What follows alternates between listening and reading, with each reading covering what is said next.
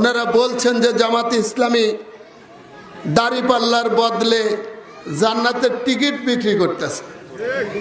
আমি আপনাদের প্রশ্ন রাখতে চাই, আপনারা যেখানে বসে আছেন কারো কাছে কি এরকম একটা টিকিট আছে যে জামাত জান্নাতের টিকিট দিছে?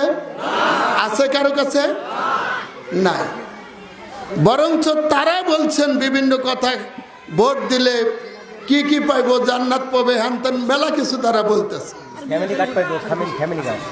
আমরা সেটা কিন্তু বলি নাই। বলছে জামাত ধর্ম ব্যবসা করে, ধর্ম নিয়ে জামাত ব্যবসা করছে। আমি আপনাদের বলি, আমার দিকে একটু তাকান।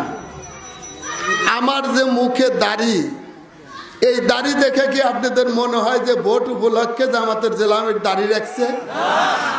আমার মাথার যে টুপি, এই টুপি দেখলে কি মনে হয় যে ভোট উপলক্ষে টুপিটা মাথায় দিয়েছেন?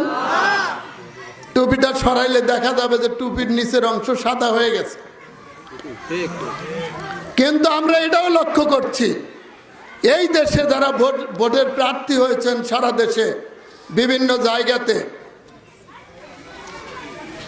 তাদেরকে দেখলে মুসলমান না ভিন্ন ধর্ম অবলম্বী এটা বোঝার কোনো উপায় ছিল না।